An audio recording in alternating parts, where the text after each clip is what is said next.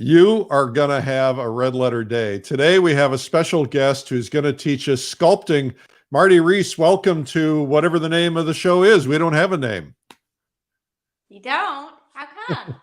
Well, I don't know. I just never had a name. I thought, I started doing this with COVID quarantine. I thought I'd be doing it a week. It's 303 days as of today. So Mardie, what are you going to do for us today? Well, I thought I'd sculpt David's eye by Michelangelo. Oh, really? I'd love to see that. So, Mardie, just so you know, yeah, pull it out so we can see it. Yeah, I thought we'd have some fun with this. Oh, that's great. Yep. I'd love to. I'm looking forward to that. Wow, that's pretty big. Okay. Well, we're going to learn that. Mardie is an incredible sculptor. I'm going to show you some of her work. She just does beautiful, beautiful sculpting. And, the one thing, if you're a painter, you need to consider sculpting because it will help you with your form and help you see things differently. Look at that. That's absolutely incredible. What do they call those when it's kind of a sculpture in a flat surface like that? Is that a... This is kind of considered a three-dimensional high relief, low relief. So you can see the Bougainville Island in the background, the palm trees and all this. This is representing World War II. That's beautiful. And what is this material here in this sculpture? This is kiln cast glass, and this piece I cast in my studio kiln. It's a similar process to the lost wax method of bronze, but it's glass instead. So okay. So you make a clay sculpture, and then you do a cast of it, and then you pour the glass into the cast, essentially. Yeah. You make a wax like you would make for a bronze, but you melt out the wax just like you do for bronze, except glass pours in like honey, bronze pours in like water. So glass is a very tricky medium and is very difficult to do on your own, but it is possible, especially if you're determined. Okay. Well, your work is beautiful. Let's get right into it. I want to see you sculpt an eye.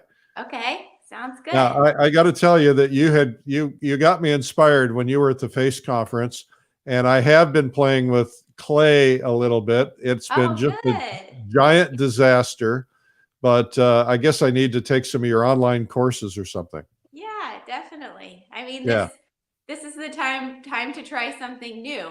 I've been painting this last year, and after congratulations. Primarily sculpting for 20 years, so it's really fun. I love to experiment, and sculpture is just a really great way to engage in what is dimensional, to really understand it all the way. So that's why I thought. Okay, well, let's get right into the eyeball here, and I've turned the camera over to you. All right. Okay.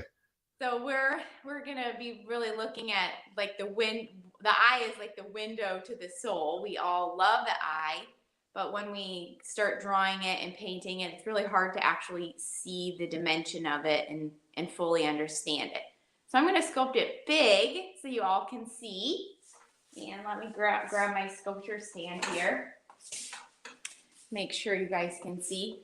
And I just fleshed out the initial dimensions so you can see that. Okay, tell us about the clay. What kind of clay do you use? Well, I use everything, but today we're going to be working in terracotta. So, and I really like terracotta because it dries a little bit faster. It's a little bit more rigid.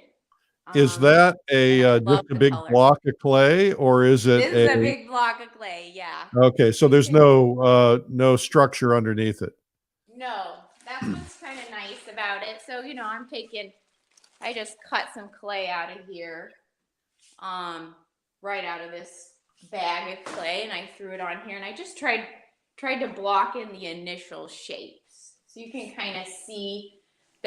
We can't see your reference. It's blocking the view of the reference. Here. So you can kind of see that I'm trying to block in that initial shape here. I mean, we're dealing with an eye without the nose. This is really representing like the inside here. Right. And without the nasal bone and all those things. But we are seeing the zygomatic arch, the orbital here. And that's primarily the first place to start when you're sculpting or drawing, is to really be thinking about the orbital and the bone itself. So, Okay.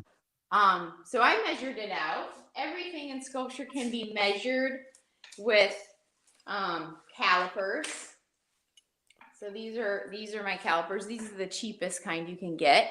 You can measure them this. You can measure this way, and you can cross measure this way. So I'm just going to quickly. What does cross measure mean? Well, I can cross them like that, as you can see. Yeah. And it's really great for height. So if I wanted to just place the center of the pupil there, I can do it that direction. Or And where do you get calipers? Is there, I guess there's probably sculpture supply. Yeah, Complete Sculptor is great. I love these calipers too. These are from Italy. And they're just fantastic in terms of the quality. So I kind of use both of them. These are just great for just working fast, and they really, are like $10 or something like that. Yeah. So I measure everything. So I just measured out my general dimensions of my eye. So I draw and I kind of write out things like I'm an architect, so that I always have this to reference when I'm working quickly. Okay. So I'm excited about this. I'm just going to go ahead and lay it out here.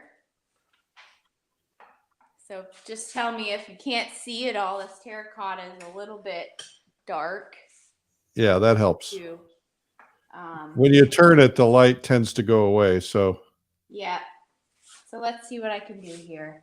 So I'm just going to kind of place my eye. I wanted to double check.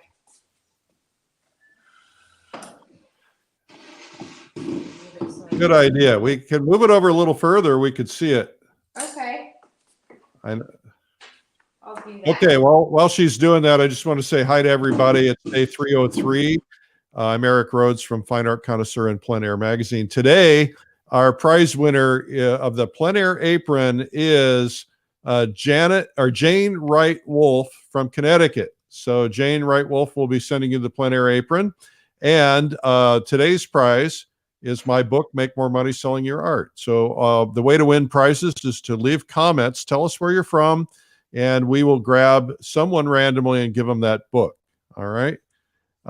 If you would follow me, that'd be great. It's Eric Rhoads. Follow me on Instagram or Facebook. Thank you. Okay, Mardie, it's all yours. All right. Sounds great. So the big thing with placing an eye is you want to find the inside and the outside of the eye. I usually always work the eyes together because it's very easy to fall in love with the look of one eye, and then you have to do them both. Then you have to eliminate one to work them together and get them to pair.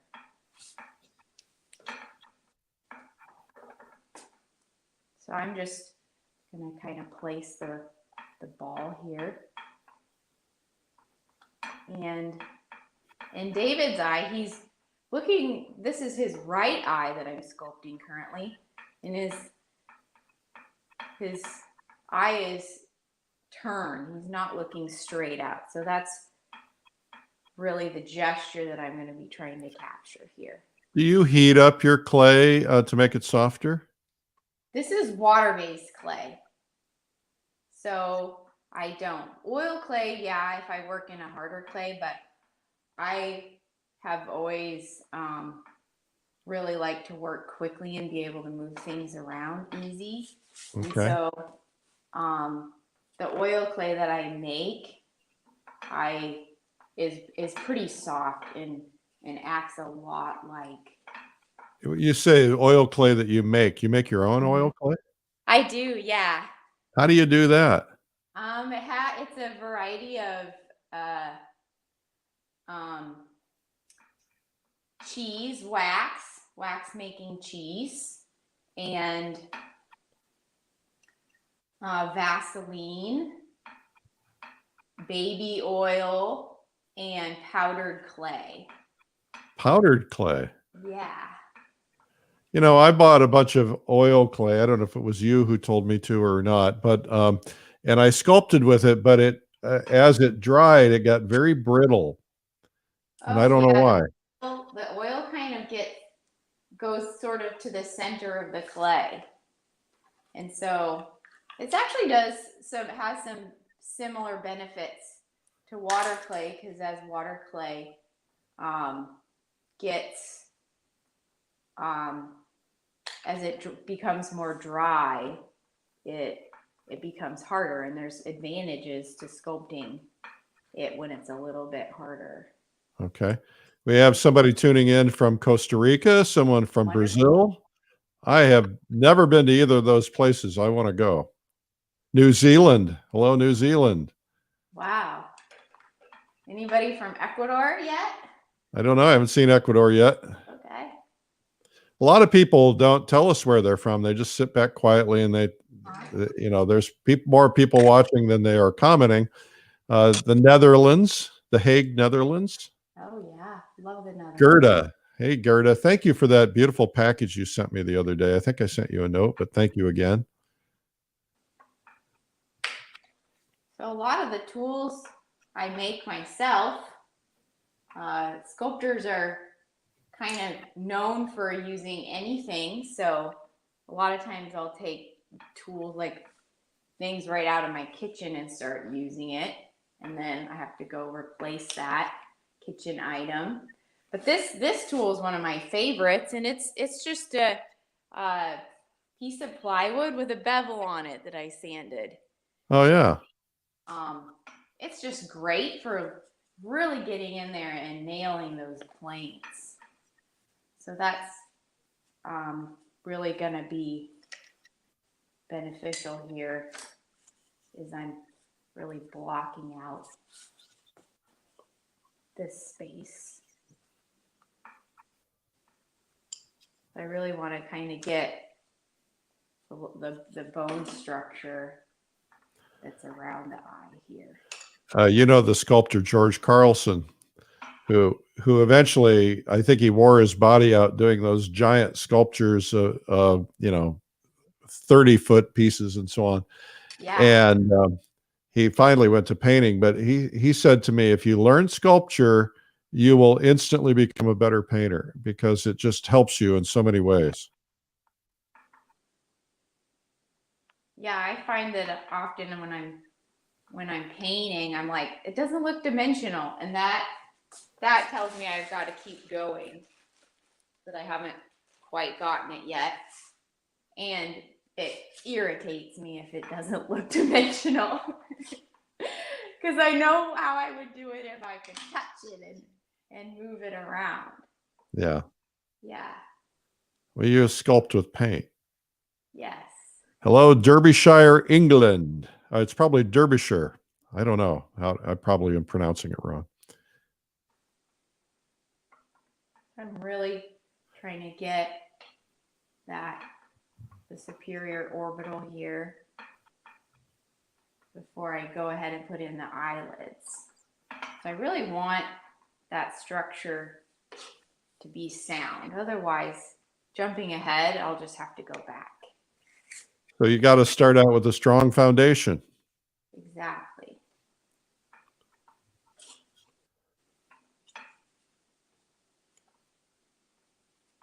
So in terms of if somebody's trying to learn on their own, or they're trying to figure it out on their own, do you recommend starting with something like a plaster cast like that, or what would be the first thing they should start with?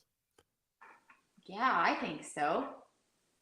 I mean, working from life is really great, but it's very hard to get somebody to sit still for you long enough to actually get somewhere.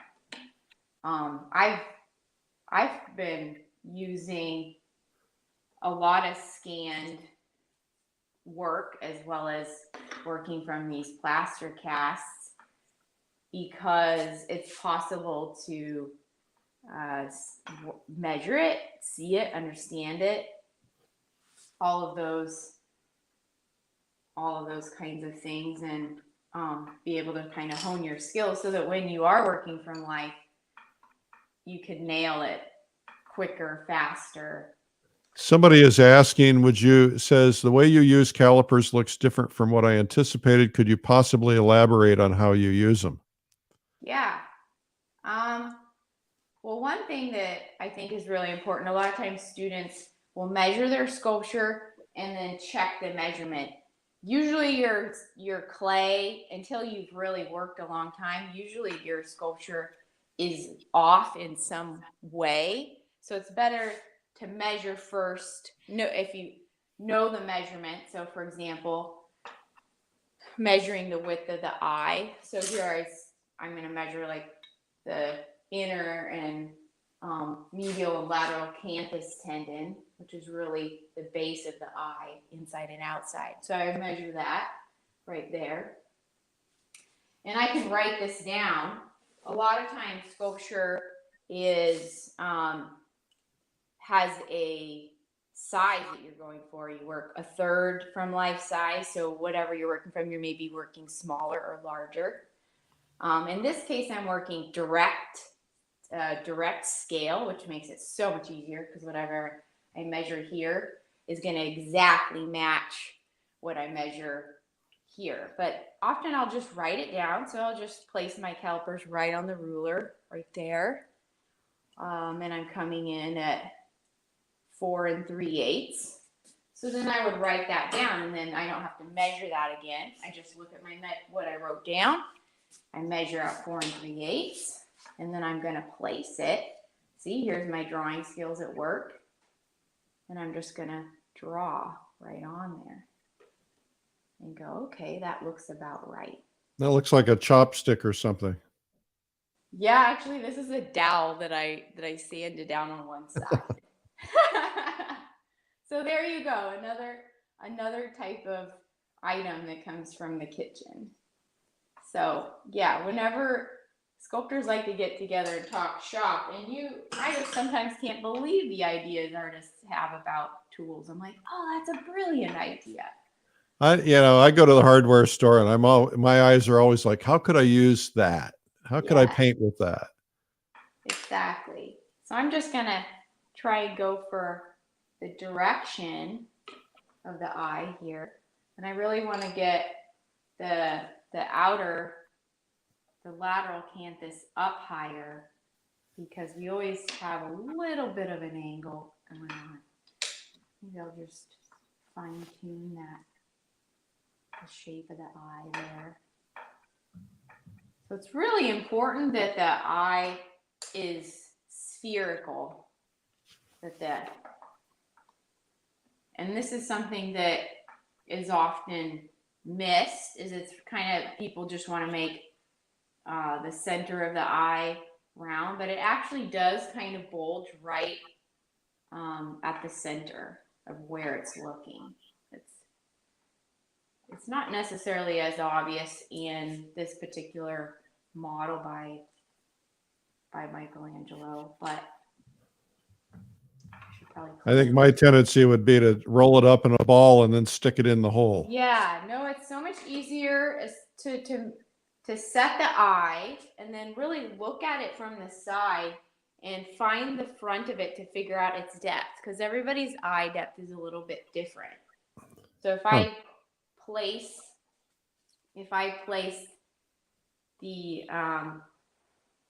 pupil and the iris, really thinking about the cornea really and where it's looking. So he's really looking this direction. So I'm gonna constantly be reassessing, does it look like the eye is looking in a different direction? Nothing worse than getting your two eyes in, and one eye is looking this way and one eye is looking that way. Well, that's how I am all the time. Read like that, because the light is bouncing off of the surface of the eyeball, and it's showing what's happening, and so the eyes can look like they're doing that. So okay, we have another guest from Brazil. James, welcome. We have Paris, somebody in Paris. Oh, it's Paris, Idaho. Awesome. And Okay, we I'm have gonna. Cochrane, Alberta, Canada. Welland, Ontario. Everybody's saying awesome to have sculpture on the show. I agree. That's great. Any other questions about tools? Somebody said your calipers must lock. Are they? How do you keep them? These ones lock. They have a little wing nut here, so that I can. They get a little bit loosey goosey, and that drives me crazy. So I just tighten them and loosen them. Now my Italian calipers, they just slide on their own, so you can kind of see how. So occasionally I oil them, but they're wonderful, especially when I'm working at a smaller scale. Somebody is sitting in a waiting room of a Chewy's restaurant watching you, waiting to go in and eat. Yum. See, we're open here in Texas. That's great. We are not very open here. Where are you? I'm Seattle area. Oh, you are? Okay. Yeah. Greetings from South Africa. So I'm just gonna, let's see. I'm just placing the tarsal plate here. Now the gist of an upper and lower eyelid is that they are made of pretty thick cartilage. So a type of material that's similar to cartilage, and so it has a lot of uniformity to it. So it's really important to get this plane here. Okay. Somebody on here, her name is, or he or she, TJ, said, I designed a sculpting tool that is sold by Complete Sculptor, the shop you mentioned. What's it called, TJ? Tell us what it's called. We'll look for it.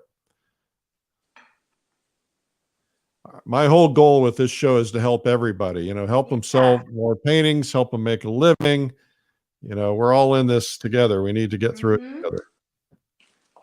Yeah, I've been mentoring students in both drawing and sculpture through Zoom, and both in students in Alabama, Texas, North Carolina, and it's just been amazing to see the progress they're able to make with the right guidance. Yeah. So I'm really placing this here. So yeah, coming up in February 13th, I'll be teaching a wall sculpt. We're gonna do a wall sculpture of the Petit Tondo by Michelangelo, about 12 inches, and I have a 3D scan we're going to be working from. Oh, cool. Yeah. So it's a great way to really understand drawing on a 2D plane, or sculpting three-dimensionally on a 2D plane. Cool. Well, I have your website up on the screen so they can look and find out about these things. Question from the audience is, how's my son doing? He's fine. He's out of the hospital. He's recuperating and being a normal teenager already. So my son had heart surgery on Tuesday. Oh man. Wow. He's already not a major heart surgery, thankfully. I mean, it's all major, but yeah, there's no cutting involved really.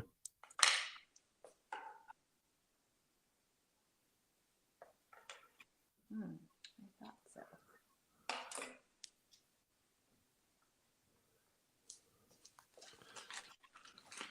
I don't do well with measuring, so I think you have to have a scientific mind. My mom always said, you got to learn math, Mardie. I was homeschooled for a good part of my growing up years. And you're homeschooling your kids. I am, yes. It's kind of a little bit of a deja vu.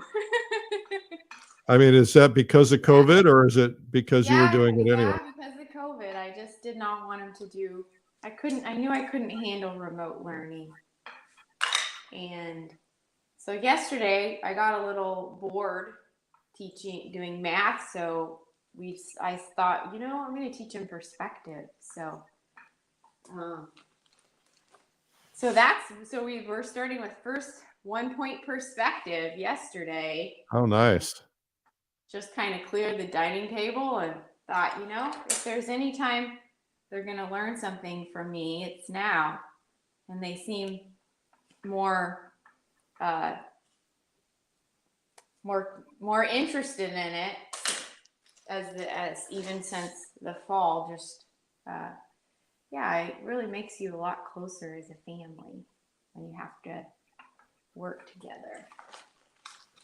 My kids don't have any interest in what I do. It's interesting. They don't want to learn painting. Grace has got incredible talent. She'll walk in and she'll see a painting and she'll go, "Dad, that's all wrong." And she's all right. And so she's got it in her if she wants to do it. I mean, just from being around, but they've never let me teach them anything. Yeah. No, my kids haven't really been interested until more recently.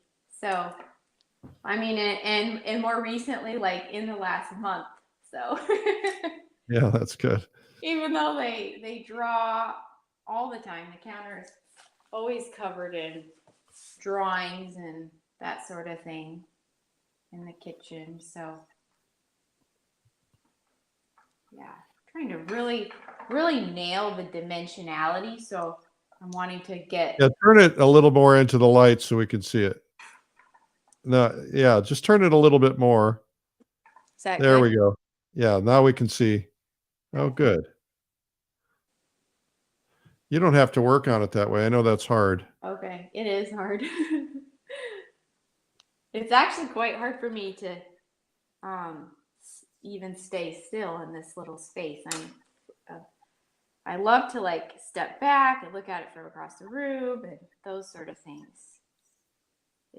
I'm a very active person. Maybe that's why I'm a sculptor. If someone watching Trifithi from India, Bengaluru, your sculpting reminded me of sculpting I did on a chalk piece during my college days. Sculpting is fun. Yep. Sculpting is so much fun. Yeah, we get to be big kids doing all this. You do get tired. I was working on an 8-foot sculpture for Shawnigan Lake School in Canada, and that was that's one of the biggest sculptures I've still done to date.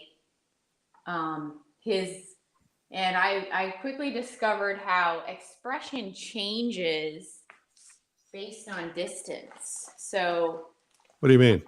I really had to get off the scaffolding a lot and look at the sculpture from below.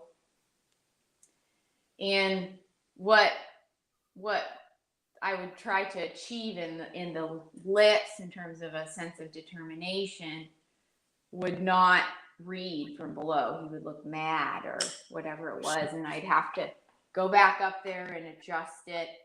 And it was taught me a lot about expression and how things can be read from a distance. So now you're sculpting something that's so big you have to get on a scaffolding? Well, yeah, I was at a few years back. Mm-hmm. Wow.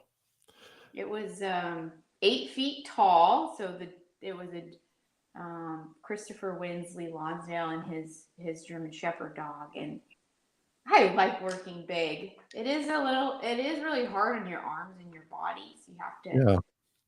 So if somebody were watching and they said, I'd like you to sculpt a portrait of me and my German Shepherd or something, what do you do? How do you do that?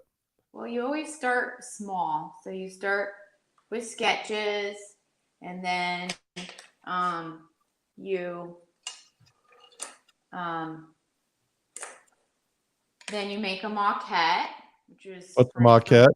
Which is French for model. And you make a small version of what you're gonna make, because what you're gonna make is gonna cost a few tens of thousands to make. So they better like it, you know. And then once they approve that, then you begin the larger version. So you have it scaled up. One of the questions from the audience is, if you were going to fire this, you would have to would you have to hollow it out? Correct. And high temp or low temp clay? This is low temp. Yeah, this is terracotta. So like 06 is typically what you fire it at. I let it sit a long time. Like how long?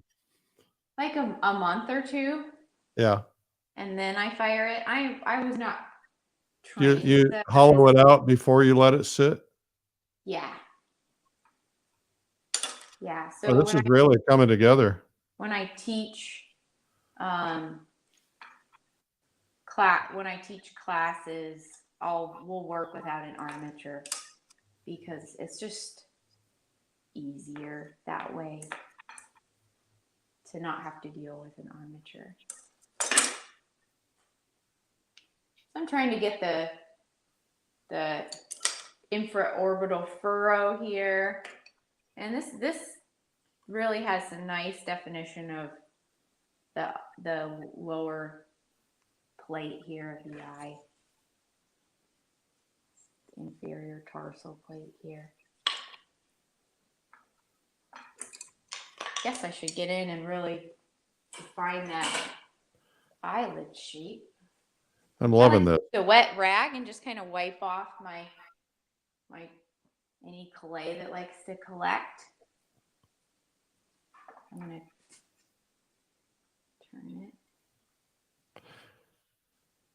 Have you ever sculpted with resin and wood? I have not. I have wanted to sculpt with wood. There's some amazing sculptures in wood that I just love. And I grew up a builder's daughter, so the smell of wood, oh, I just love the smell of wood. It smells so good. I remember sculpting many years ago. As a matter of fact, I have it in here. I can show it to you. And I noticed that my hands started aching a lot because of the cold, wet clay. Is that a thing, or is that just something that happens to some people? Well, you definitely have to build more muscles in your hands if you like to sculpt. I mean, nobody ever wants me to give them a massage because they're just like, because my hands are already strong. But yeah, there's definitely your hands really can get dried out quite a lot in water clay. You can just see how much I use my hands like constantly. So when I'm teaching a lot, I'll if I teach like all day and I'm helping students and working on their pieces, especially in the blocking stage where you're really like cutting things to size, my arms and my hands can really hurt. So I try to just mix it up as much as I can. So it's very, very physical. It's a lot of hard work.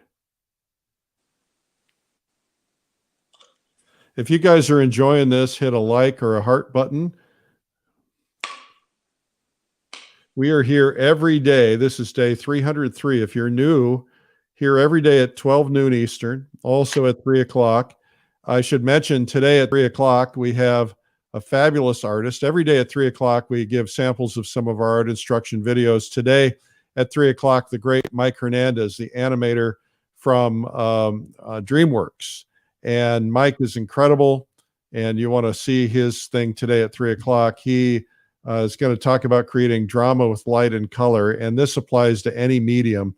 And man, he really nails it. So you'll want to check that out at 3 o'clock today. We also give you, when we're showing these are samples of the videos that we've created.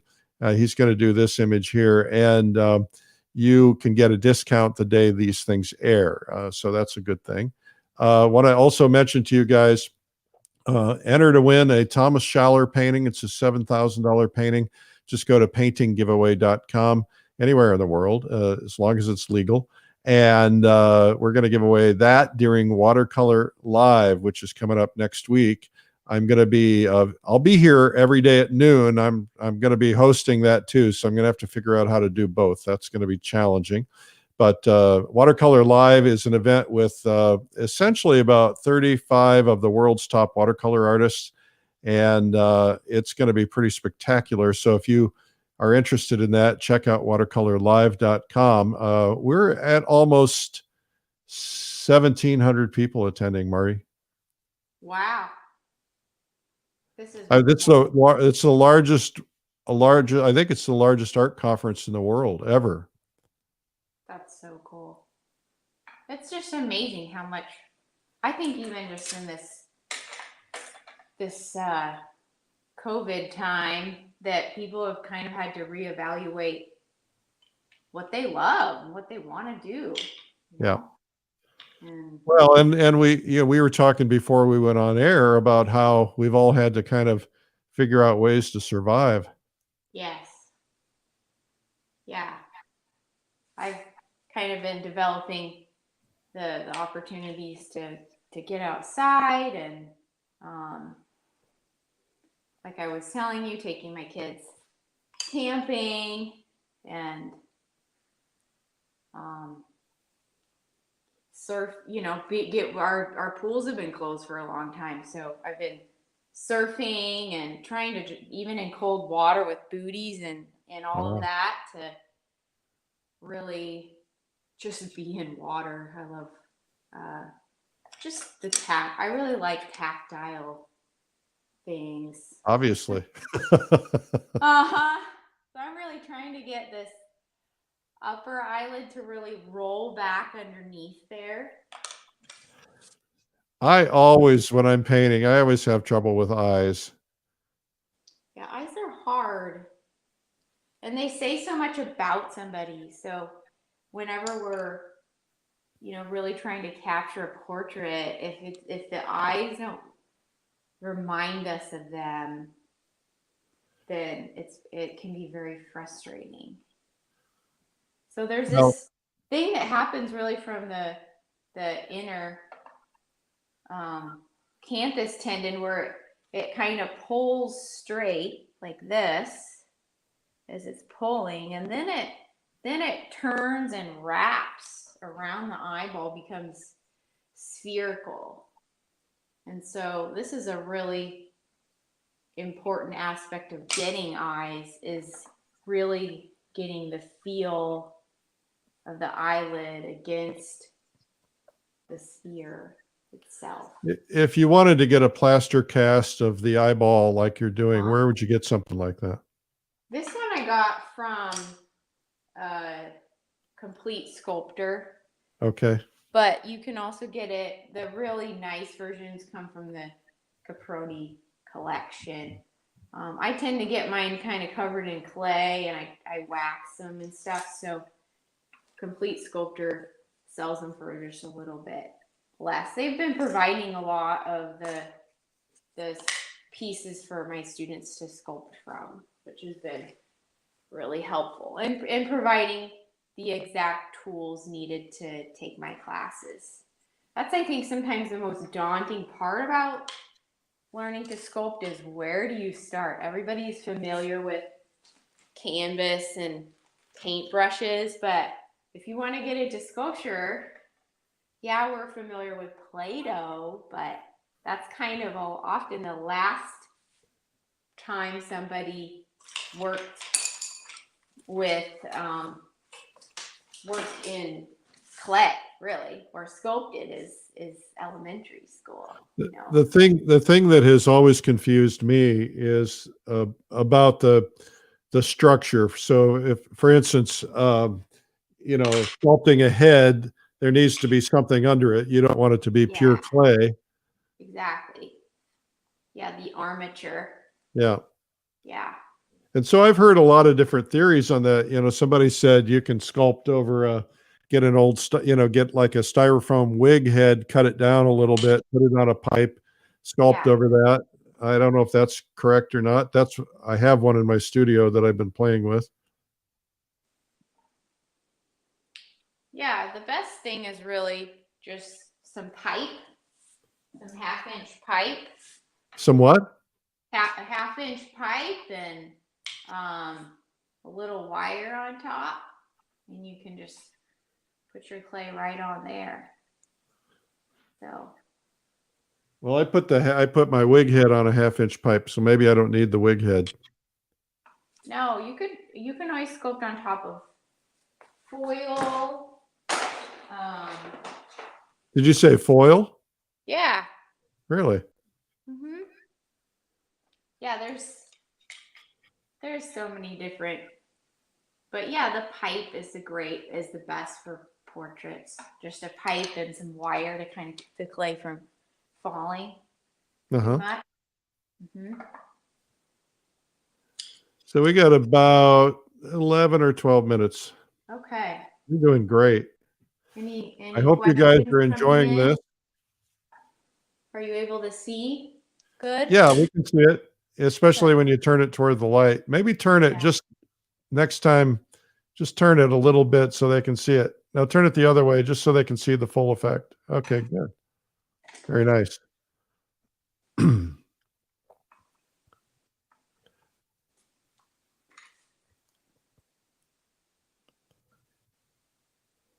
Does the pipe go into a kiln? No. If you're firing it, you would need to cut the clay head off. What? But if you're, I was trained as a bronze sculptor, so most everything that I make, this, for example, could get hollowed out and fired. But most everything I make is mold. I make a silicone mold off of it. I see. So you're not gonna fire it anyway.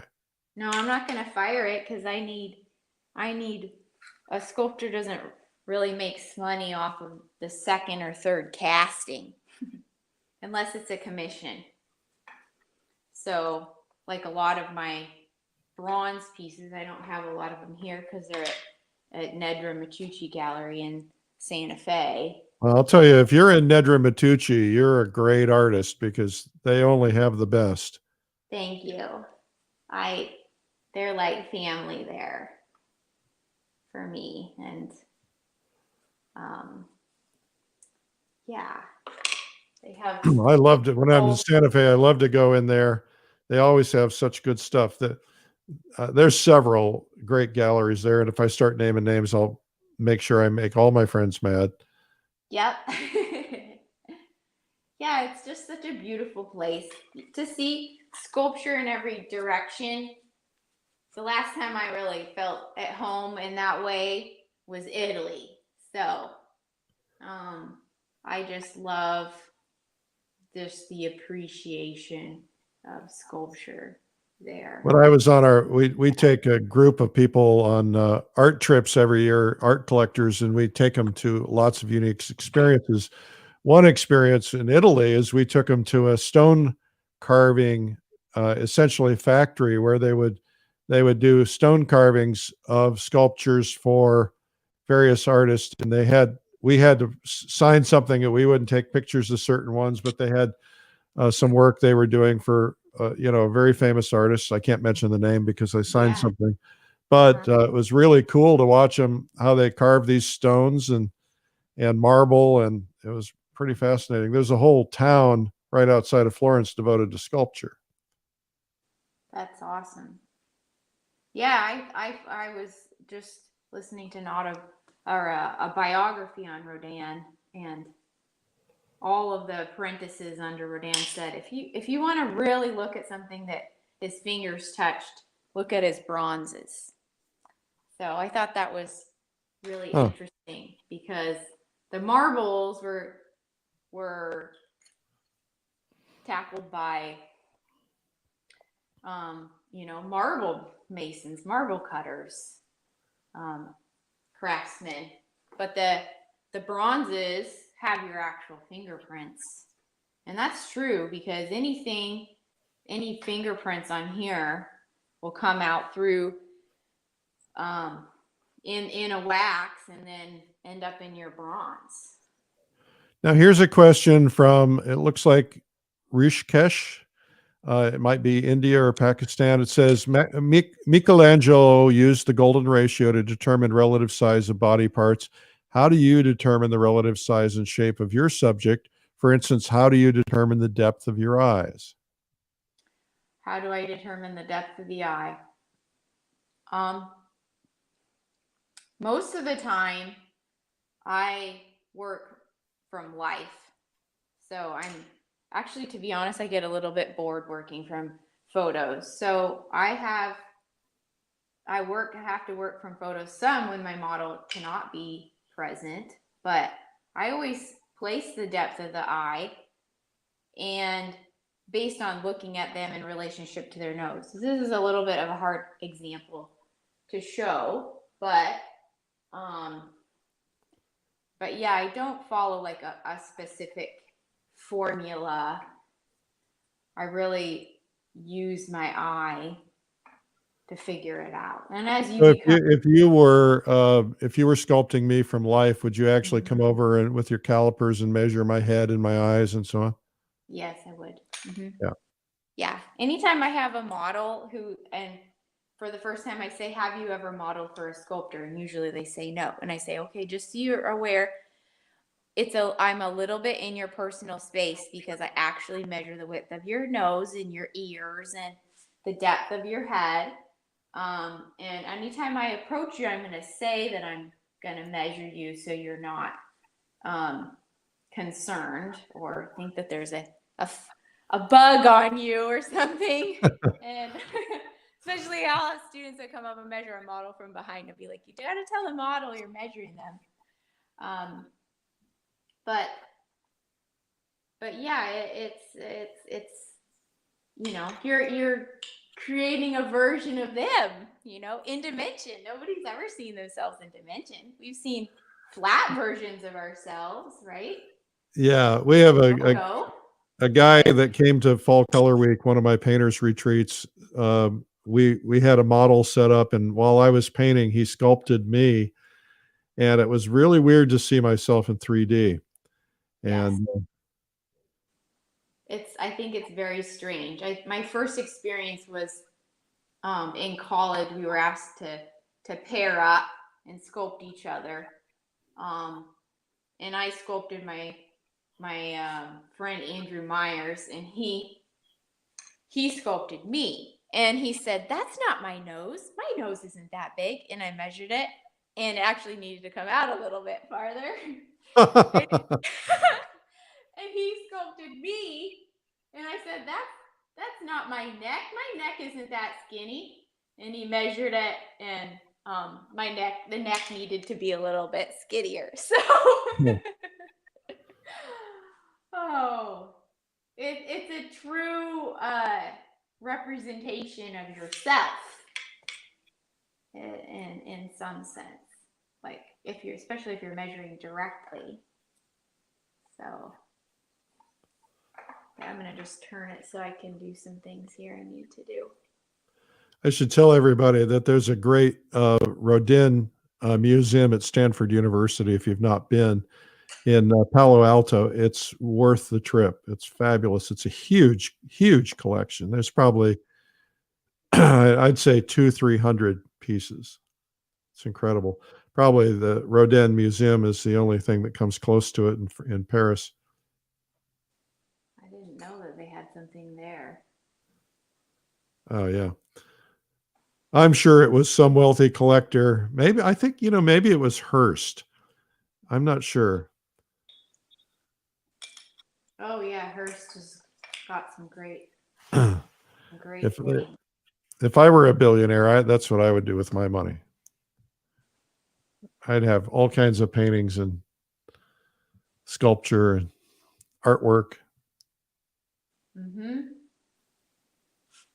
Well, they're the ones that often you know, a lot of the reason why we have a lot of the art we have is because of the Catholic Church, you know. So if more people collected and made it available to the public, it would be pretty phenomenal what that would become.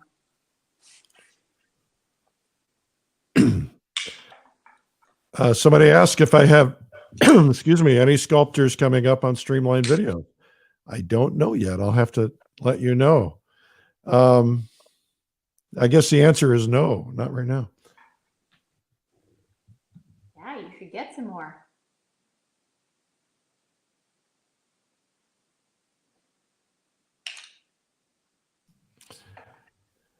So we're coming down to your last 4 minutes. Okay. No pressure. No pressure. That's looking really great.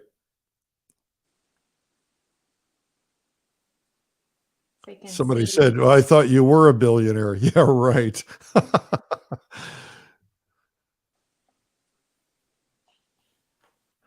Yeah, somebody else says get a lottery ticket. Oh, God. I don't buy lottery tickets. Yeah.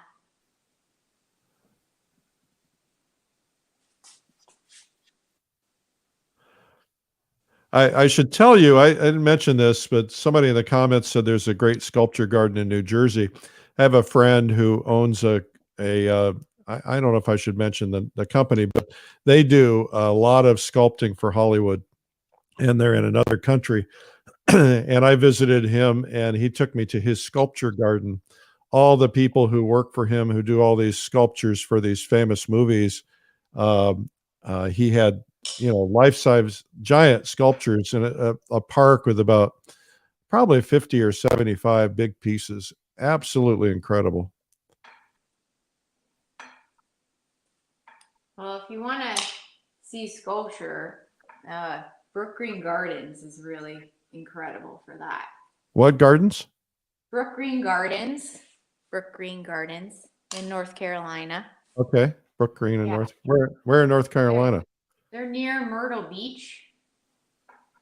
Okay. There's also a nice sculpture garden at the Society of Four Arts in Palm Beach. Very nice. Yeah, Brook Green has a lot of 19th century sculpture. But some of my favorite things is to just try walk around some of the old cities like Boston, New York. And sometimes they have posted their public art locations, and you can figure out who made them and where they are. Yeah. Well, listen, why don't we get you back on camera so we can wrap up? Okay. How about thumbs up and applause? Let's do a quick close up of that. Okay. If you could bring that closer. That's outstanding. That's fabulous. And Mardie, will you quickly just give us a little tour of your studio? Just a quick 1 minute tour. Uh-huh. All right. You guys like this? Thumbs up, applause. All right. Ooh. Ooh la la. So here, I'll rotate it so you guys can kind of see. What's upstairs? Is that you created a little shelf up there? Yeah. Up there is my bodega, or storage space for all my molds. So probably if I had to have all that down here on the floor, I wouldn't have any space. So yeah, there's kind of my surfboard rack, my carriage doors. Yeah, it looks like it's a beautiful space. The beautiful old windows. Is it an old house or? Yeah. My husband and I designed and built it. Nice. And yeah, the stairs go up against the wall, and I have probably two or three easels, and everything's on wheels in here. You're I like living the to dream. store all my, this is where I do all my wax work over here next to Bob the skeleton. So I do a lot of my own wax chasing and that sort of thing. I have a Bob the skeleton too. Do you? Yep. That's awesome. Yep. Cool. Yeah. As a matter of Yeah. fact, well, I can't quite Nice. turn the camera enough to do that, but Yeah. it's not going to turn. Anyway, yeah. Well, there we go. So, yeah.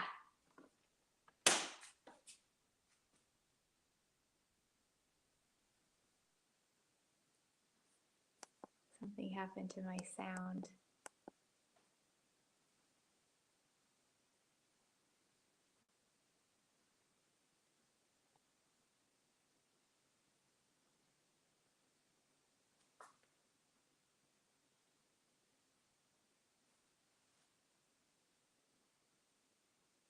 I can't hear. Yeah, I don't know what happened. Okay. Is that you can hear Oh, me now? there we go. Yeah. Okay. When I pulled a wire out when I tried to move my my camera around.